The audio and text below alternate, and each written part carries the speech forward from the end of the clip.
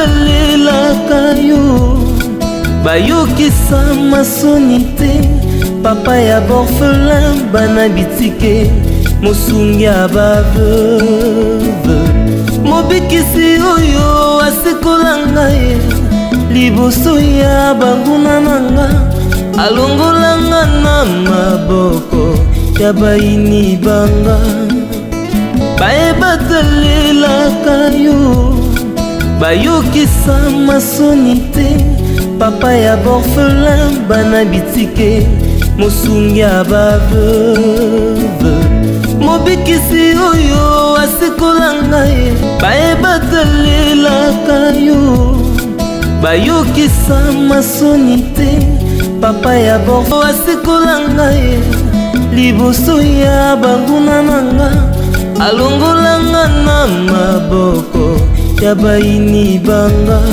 mosungi ya baveuve mobikisi oyo asikola ngai liboso ya banguna nanga alongola batelelaka yo bayokisa masoni te papa ya borphelin bana bitike mosungi ya baveuve mobikisi oyo asikola ngai liboso ya banguna bitike mosungi ya baveuve mobikisi oyo asikola ngai liboso ya banguna nanga alongolanga na maboko.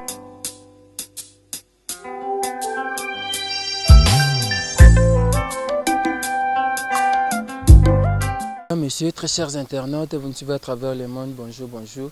On est donc là aujourd'hui avec l'association Bomoko de Maman Suisse. On est venu visiter les orphelinats. Ici à Mongafula, on fera un tour, on va passer dans des orphelinats. Vous allez voir comment ça va se passer. L'initiatrice de cette association, Maman Godé, est avec nous. Elle est venue depuis la Suisse. Elle m'a dit, Rabi, on va aller visiter les orphelins, on va tenter de parler avec eux et on va leur poser quelques questions. Ils vont nous répondre et nous aurons leurs besoins. C'est-à-dire quoi? L'orphelin a besoin de manger, l'orphelin a besoin de vivre comme vos enfants, l'orphelin a besoin de s'habiller et étudier et puis prendre des soins médicaux. Et nos enfants ici souffrent, ils ont beaucoup de difficultés, ils manquent à manger, ils manquent les habits, ils manquent même le cahier pour aller à l'école et c'est très difficile. Vous allez voir comment ils vivent, vous allez entendre leur façon de parler et leurs réflexions. Ça fait très mal lorsque nous voyons des enfants comme ça. On arrive à faire des efforts pour les aider, mais c'est très difficile. On n'a pas assez de moyens, mais nous devons les soutenir. Pensez aux orphelins, faites un geste pour les orphelins, comme nos amis de l'association Bomoko, et ça fera du bien. Merci à Coco Dema qui est derrière la caméra. On suit ces reportages. On est ensemble, Kilongo TV.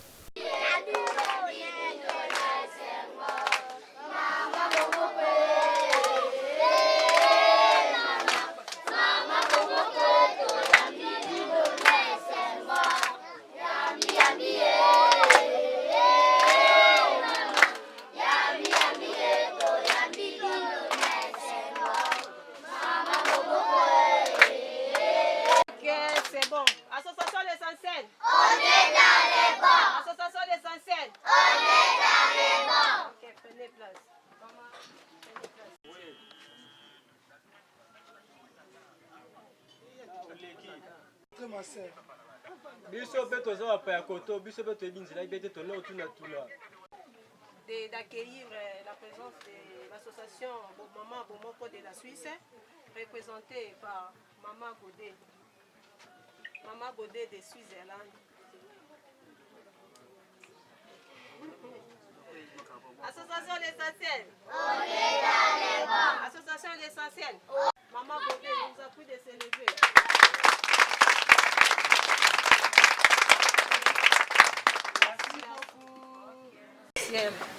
Association l'essentiel dans le bon, nous s'occupons de la prise en charge de la scolarité des enfants et puis l'encadrement des enfants abandonnés, des enfants démunis.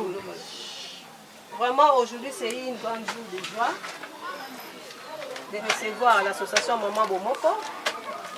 Maman Bomoko, ils sont là pour porter une main forte aux enfants de l'association l'essentiel. Maman Bomoko nous a amené des jus, des biscuits et puis une enveloppe pour les enfants. Sans plus tarder, on va appeler Maman Bomoko pour un mot de circonstance par rapport à cette occasion. Maman Bomoko. C'est Maman Godé. Bonjour les enfants. Bonjour. Moi je m'appelle, c'est Maman Godé, la présidente de Maman Bomoko. J'habite en Suisse. Alors nous sommes là pour aider des orphelins et des personnes âgées. Alors aujourd'hui, les Maman Bomoko vous a apporté quand même des petits jus, des chips et des biscuits et quelque chose ici pour payer les Minerva. Je crois que vous êtes contents. Alors dites tout ça à votre maman. Acclamez pour Maman.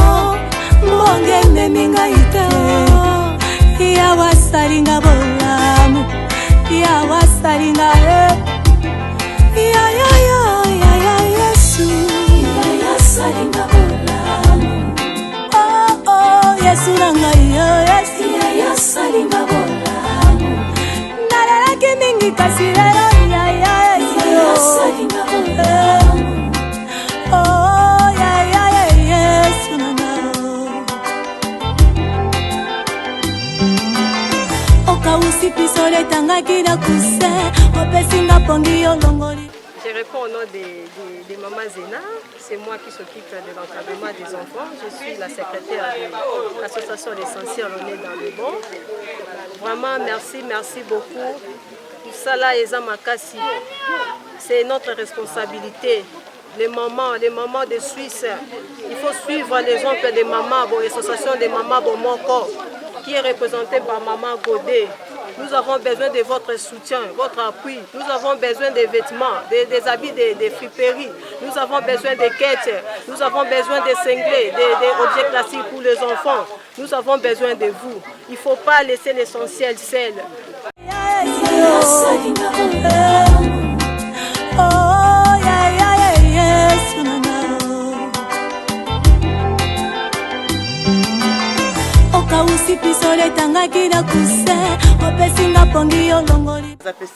En tout cas, na sepeli na kuti quand même place très bien.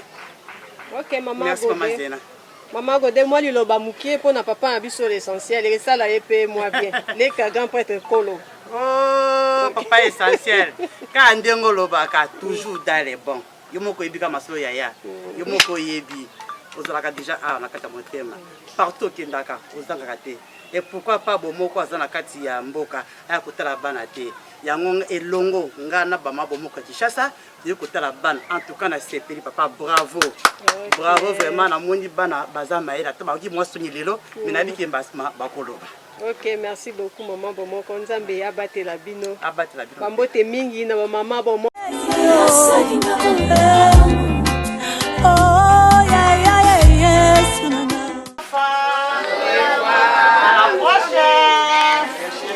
Allez, bisous. On vous aime. Voilà, au revoir. Bye, oh maman. Merci.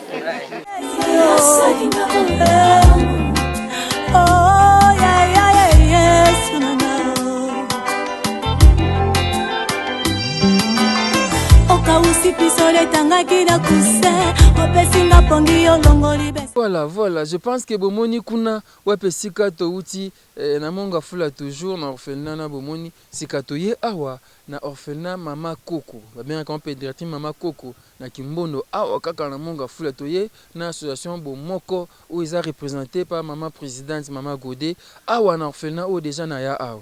naya awa na mama Ariachou Lema motema papa Mike Lema naya awa na artiste Bellevie naya awa na Jaria Luyeye lipasa ya mama Ariachou Lema orphelinat oyo egorjaka ezwaka bana ebele baza na orphelinat oyo kasi ya pasi ezalaka mpo baza na bana oyo baza bademini baza na bana mosusu baza na baproblème mental baza na bana mosusu baza na bainfirmité songolo pakala yango toye awa lelo na bandeko na biso ya bomoko mpona kovisite bango nde tomemeli bango mwa moke ndenge ezalaka kaka mpo ete esepelisa bana bazwa ata mwa eloko ya kolia babioka ekozala mwa malamu mingi bino be boolanda biso soki bomoni baimage ya boye bopartageaka yango bosutenaka baimage ya boye ezala malamu mingi nde toyesaka bino awa na Kilongo TV une chaîne à 100% sociale napesi mbote epai ya ndeko na ngai Chesco, Ariano Chesco na mama bisika bazali balanda Kilongo TV. Merci pa Didier Masuki Mbale Mandefo Pembe. Merci mingi pa ya Ariane Luyeye,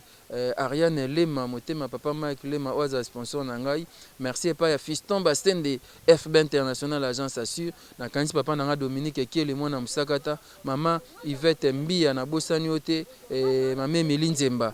Tolanda reportage obokomona bana oyo baza na infirmité bomona bana baza ba orphelin mais baza malade bana baza ba orphelin baza na difficulté songolo paka non c'est pas tolanda reportage otina suka omona ndenge ni bana ba souffrir ndenge ni bakolo orphelin bazokemba ko encadrer bana ya boyi ezali pasi kasi tosunga mama Titi Bakuna bosani ote Mirakosi tolanda reportage oyo na yemei papa na biso Kosi Mazebo na bosani ote tolanda reportage eza malamu mingi elongo na kokodema o aza sima bilili.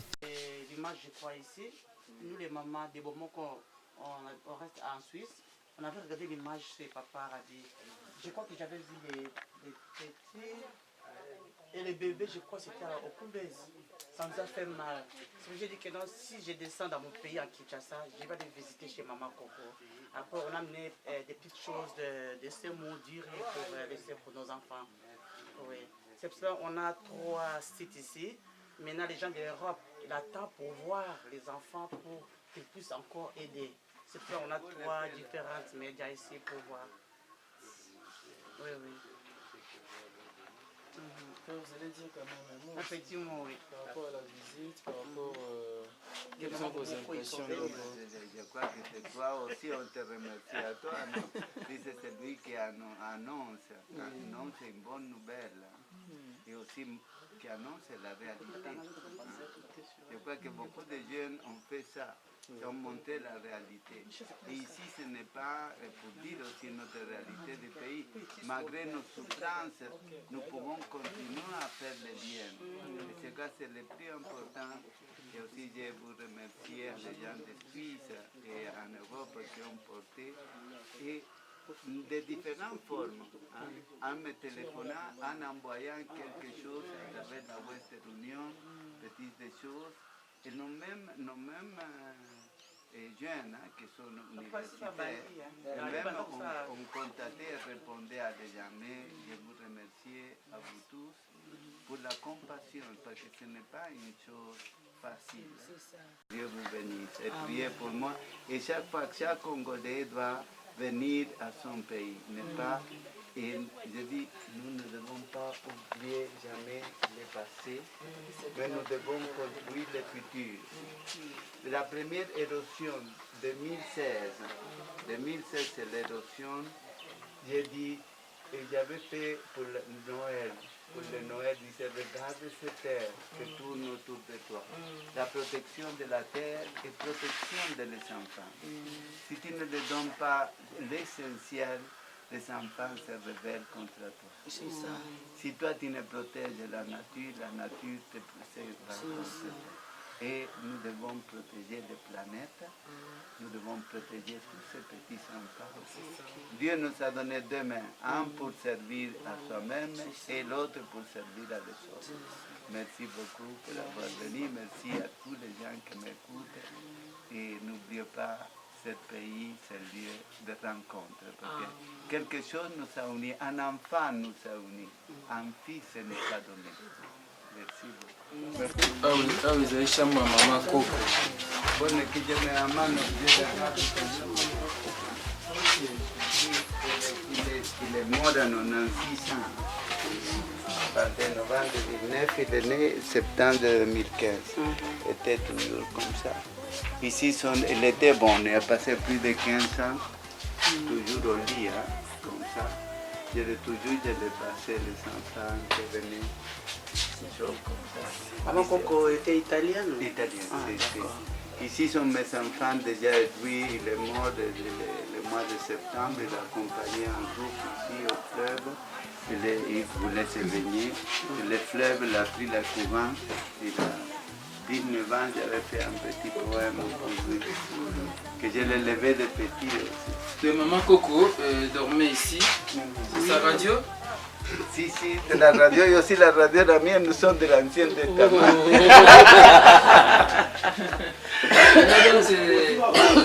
Aussi les choses, les miennes et d'elle. Ça, c'est la paix et de la solidarité en Europe que j'ai reçu un prix international. Ah, c'est vous qui avez reçu cela? Et moi, maman est chevalier de la République. Ok. Et à toujours, nous vivons ensemble pour nos vœux. Sur les jouets que nous gardons pour les enfants, parce que le soir, ici viennent tous les petits à jouer, de mettre des bicyclettes. Et je les prépare toujours des bonbons, arrive à talon. Quand on arrive de l'école, toujours je les prépare. Donc beaucoup, hein, sont plus de 600. Papa, il y a des gens pour descendre des choses à madame. Si, c'est les enfants. Après, on va faire on va à la voiture? Ah, d'accord. Non, à la voiture, on peut retirer les choses. Des choses, ah, d'accord. Et après, nous pouvons commencer. Voilà, je pense que mon chambre maman Coco initiative ya orphelinat oyo to ya centre oyo yango azali kolela awa foto na ye yango mama Coco asaki 9 ans abelaka alalaka awa akufi na âge moko avancé. Je pense que moni ndenge père azo expliqué chambre mama Coco azali kofanda yango nzambe amoni ebisika akenda toza wana bamama bomoko toko bareportage na biso. Pas handicapé parce que quelquefois on le laisse bonjour, quelquefois je suis un enfant de la Casa Party parce que je l'avais donné le nom pour un enfant il a été handicapé et aussi il avait veillé ceci là. Il mourait toujours dans mes sacs, donc j'ai dit je dois faire quelque chose pour les enfants et avec handicap, quelque chose. Donc la première maison qui est grande, je lui ai donné le nom pour la Casa Party. Au total, on a combien d'enfants ici? Il y a plus de 600, mais plus de 600. Mais autre groupe est au plateau de baptême. Ah ok. Plus de 600, c'est trop. Comment vous arrivez à rénover plus? C'est avec autre chose, hein, que notre peuple change. Pour ça, c'est bien important de voir ça, parce que nous critiquons, mais bien beaucoup de toutes les confessions religieuses de la musulmane. On va me laisser quelque chose.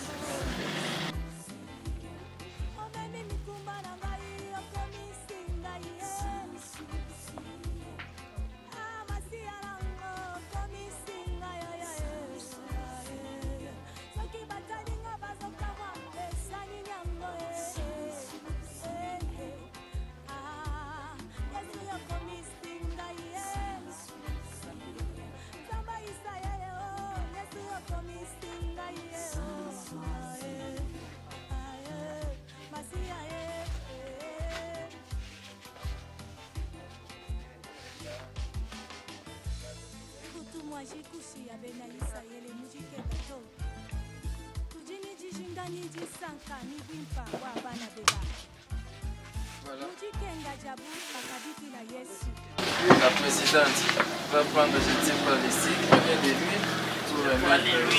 Voilà. C'est pas lourd. Non, mais le père n'est pas encore vieilli, il a gauché. Oui, ça, je donne ça au nom de Maman Boboko en Suisse et ici à Kinshasa pour nos enfants ici. Que jamais manque de l'huile à la marmite. Merci beaucoup à vous. Voilà, merci pour ça. Je pense que c'est... Maintenant, on va aller visiter. Après cette remise symbolique, on va aller visiter l'orphelinat. Visitons ensemble avec vous cet orphelinat, Maman Coco.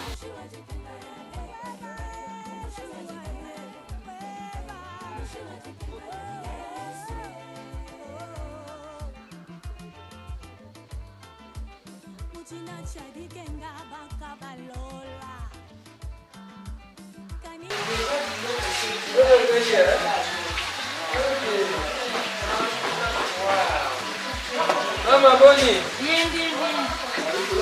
Écoute, aussi la cuisine moko, mais sur la cuisine musuko to. Comme vous avez eza cuisine, balabala biloko ya kolia. 25 sacs à l'eau par jour. 25 sacs par jour, ya bana baliaka. Bon, aussi peut tout à un mois, combien de sacs pour bana balia? Pour les hommes, on est vraiment à chez maman pour la bisona, mon gars, frère, la kimbolo. Ya moto quand il a bana, tout la chambre, nous allons faire cuisine à femme. Ah ouais, on a volé un maman. L'eau, je pense que c'est l'eau. Ah, d'accord. Oh, nous sommes ici, Tasca et Madame Bagason, l'eau c'est à Bana, au Kili Baya. Il y a Orphelina ou il y a Maman Coco. Alors, c'est que par jour, il y a 25 sacs. 25 sacs par jour. Alors, bêta sur un mois, combien de sacs?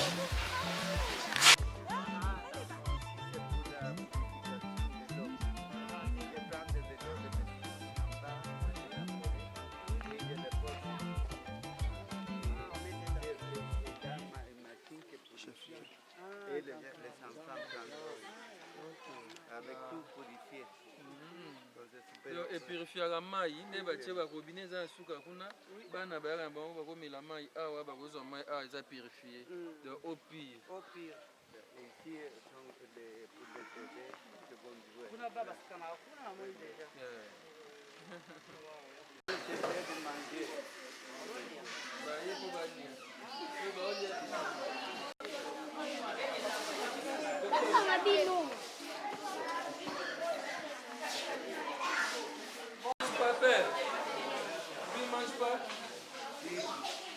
Va manger, manger. Comment encore son nom? Jules. Jules.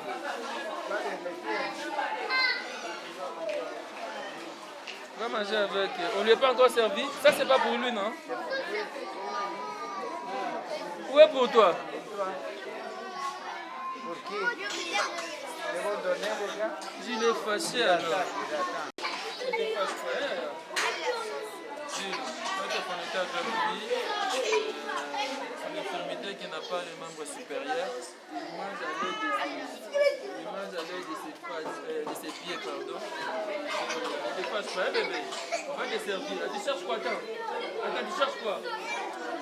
Des babouches? C'est parti où?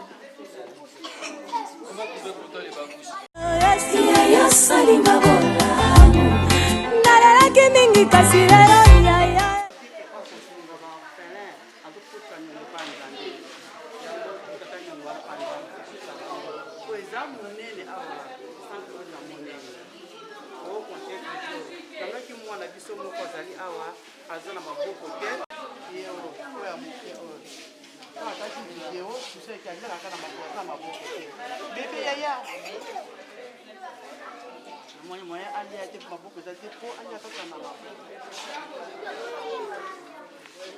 Et voir les enfants comme ça fait très mal. Voilà pourquoi nous vous demandons de soutenir ces orphelins, de soutenir ces enfants. Ça fait très mal comme ça. Et vraiment, on a des larmes aux yeux, mais on tente de les freiner pour ne pas faire pleurer aussi les enfants.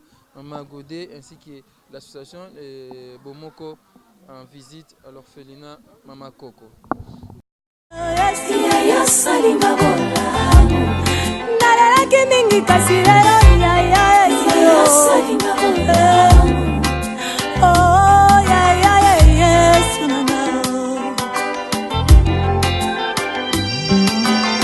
okausi piso letangaki na kuse opesi nga pongi olongoli besoni opesi kimio yo mokile.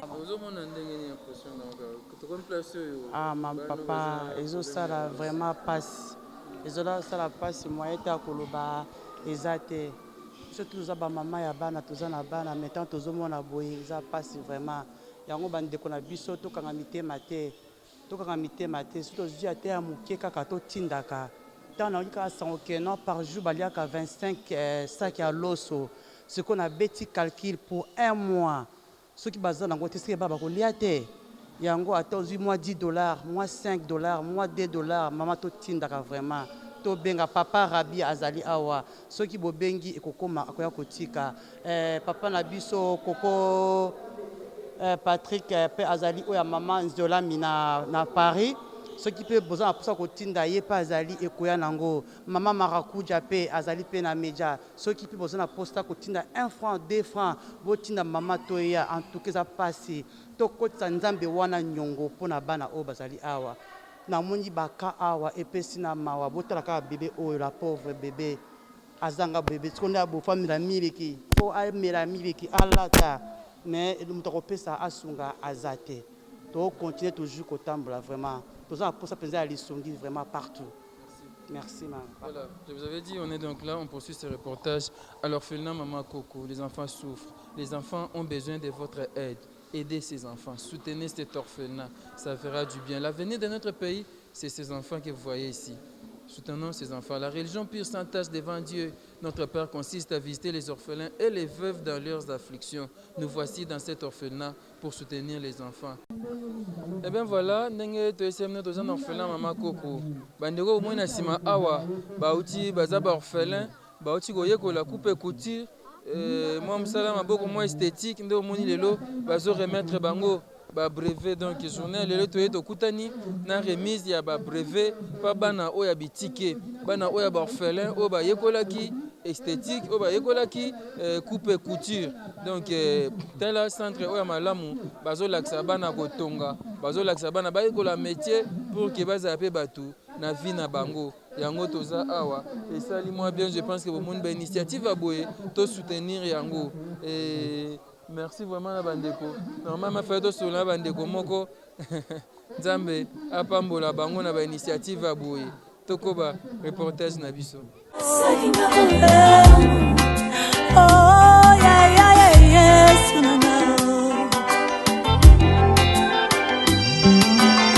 okausi pisole tangaki na kuse opesinga pongi olongoli besoni opesi kimio yo mokili elemana obakisi esengo na yo koleka obimisi ngai nasali bulu ya kufa ozwi mikuma na nga omemi yango olatisi ngai lambe ebongi na nga osuki wana Maman Godé, présidente ya Bomoko, Kokomano Awa, au moment donné, na mona gozi na pasi, mais visiter les kinde.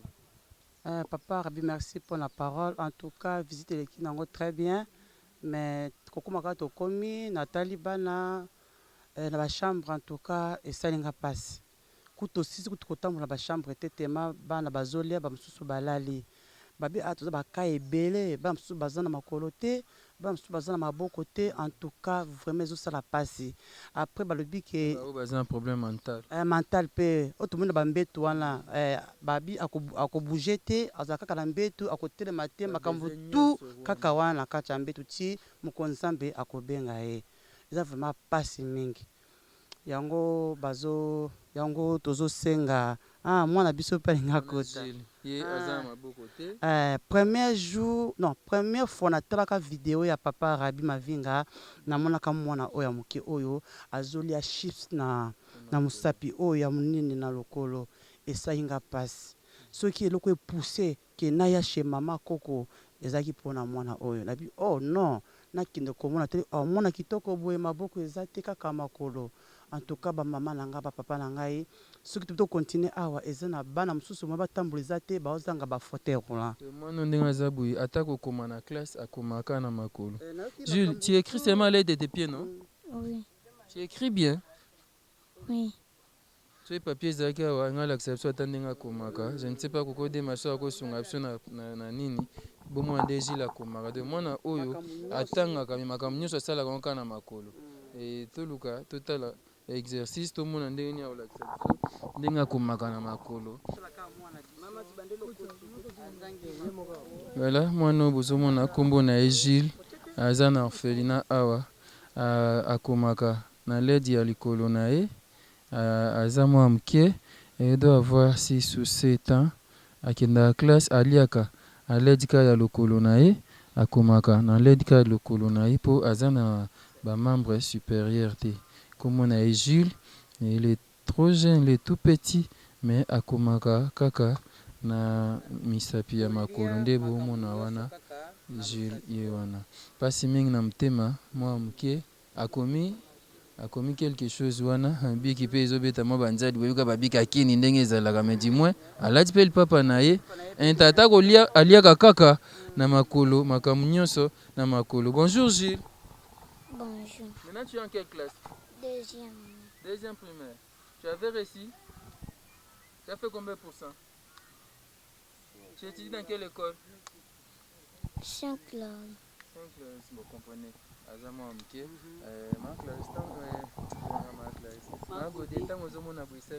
esali pasi papa nakoba te ke naza na esengo esali mapasi nayebi te soki abotamaki boye ou bien azwaki accident ou bien malade abotami boye ça fait mal papa yango tofungolaka mitema ngaka lokaka baka tofungolaka mitema tofungolaka bano nyonso mitema tokanga mitema te tosunga bango na bilamba ya kolia na classe soki baotanga mpe malamu ekosala mpe bien so batangi mpe te ekosalaka pasi mingi yango bamama na ngai naza kobelela bamama ya monde entier bamoziki baassociation bato ya mbongo bakonzi oyo bazala bamosolo efandi nango bipai na bipai tobimisa to kosunga awa chez mama koko na orphelinat na monga fula na Kimbondo. Soki tobimi tokozwa pe mwa image nango na photo bomona na adresse ezango esika kobunga te oye mutapoto oye awa luka awa chez mama koko okoya komona ekosala opasi mponga moko na koki te mpona bisa mama ya misu nalingaka te nakende susu na bisa mama ya misu esalanga kitoko te mais nyonso ekufika na kati ya motema. Merci beaucoup nalingi bino mingi. Merci beaucoup. Je pense que vous avez vu ce petit garçon, Jules, il est en deuxième primaire, il est trop jeune mais il n'a pas les membres supérieurs, il étudie, il mange, il écrit à l'aide de ses membres inférieurs. Merci beaucoup. On était donc là avec Maman Godet.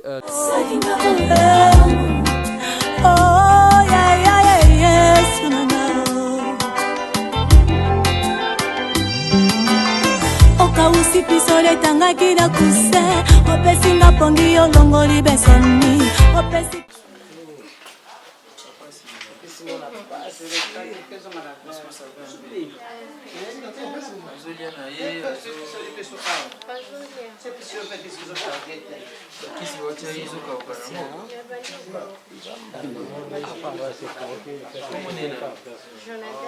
Jonadeb, ça va bébé? Ça va? Bébé, ça va? Il a mal, hein? Il a mal. Il dit qu'il y a un mot de soupane là qui est. Il y a un peu de mot. C'est un fou. You put your ticket to me.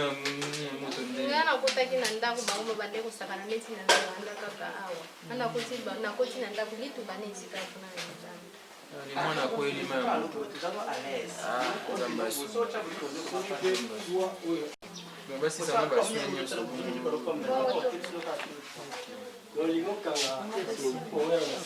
Ako demoi bébé akwelema ya moto. Bébé akwelema ya moto ndereza mama olamba mama fufu etoka letangi ezo osera fufu na ndako. Aya boye mwana kweli nzunga. Bayani pe ba mikeka mwana kweli nzunga moto nde azika kibo. To moto tsungo zigi boye. Nzondo zika mwana toyeba. To poteza na poso pasi ya mutema. Na mutema sio ndoka moto ndio bate poso ni olala. Il love mama. Moi c'est ton bail. Mama, il love mama. Allez, ala la terre. Il y a des fois, il faut que tu mettes qui s'appongi pour aller là. Douleur, pas. Ça fait à peu près, je crois, une semaine hein, depuis que Bazar. Azika qui a soigné dans le centre mon quartier.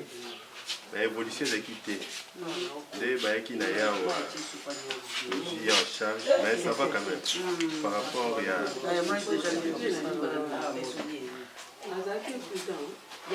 Maman, tozomona biso nyonso tala kaka neti kote na awa kala munga fulaka akoto na mbeteke na centre de santé nazomona déjà eza bien fois na zela awa kuna na mopanzi eza école ya des pères awa nde eza maternité na hôpital tala toyiki mpo tovisite tokosuka ya mwana babi aziki na mai ya moto tala kaka mama lobi akangami awa munga ngoloba ye moko produit pour la soin Pour on ça pansement, ça fait au moins 3e jour yango. Nous avons produit pour on ça la soin pour on nettoyer plein naïe. Donc papa na ya kindaki, voyez la produit avec la montée suite. Il y a des moyens, dans le chômage. Parce qu'à l'hôpital, ça va produire. Ça va produire sur place. Déjà, c'est l'ordonnance qui va sonner. Ma maman, Bomoko, ma maman, il y a un monde entier. Comme Soussou, il y a un monde qui est awa. Tala mwana, babi aza kozika, aozanga, mais bakisi po baka osapota wana. En tout cas, ça m'a très urgent pour ça réaliser wana. Et la kisi make na lombango, tout na bongo mbango, tout ka bakisi. Awa docteur biki bakisi azalite, kuma sala mbango ordonnance pour bakende kosomba bakisi. Babiki papa asala kate, papa za chômer na ndako banda azi ordonnance tisiko azoya te. L'orphelinat Mama Coco, merci à vous tous qui nous avez suivis à travers Kilongo TV. Merci. Faites ce genre de gestes, soutenez les orphelins, soutenez les veuves, soutenez ces enfants démunis, ces enfants malades qui manquent le soutien. Ça fera du bien. Merci à vous qui nous avez suivis. Merci à Coco Dema. Je dis merci à Maman Bakou, Maman Titi Bakou. Merci à Papa Kosima Zebou. Merci beaucoup Angèle Kinkela, fils Kinkela. Merci à tout le monde, merci vraiment à tout le monde, Élisée Walesa, Sarah Bakuna, merci à Coco Dema. On se retrouve donc très prochainement pour un nouveau numéro Kilongo TV. Bayokisa masonite papa ya borfelin bana bitike mosungi abaveuve mobikisi oyo asekola ngai liboso ya banguna nanga alongolanga na maboko ya bayini banga bayebatalelaka yo bayokisa masonite papa ya borfelin bana bitike mosungi abaveuve mobikisi oyo asekola ngai bayebatalelaka yo bayokisa masonite papa ya borfo asekola ngai liboso ya banguna nanga alongolanga na maboko ya bayini banga mosungi abaveuve mobikisi oyo asekola ngai liboso ya banguna nanga alongola bayebatalelaka yo bayokisa masonite papa ya borfelin bana bitike mosungi abaveuve mobikisi oyo asekola ngai liboso ya banguna bitike mosungi abaveuve mobikisi oyo asekola ngai liboso ya banguna nanga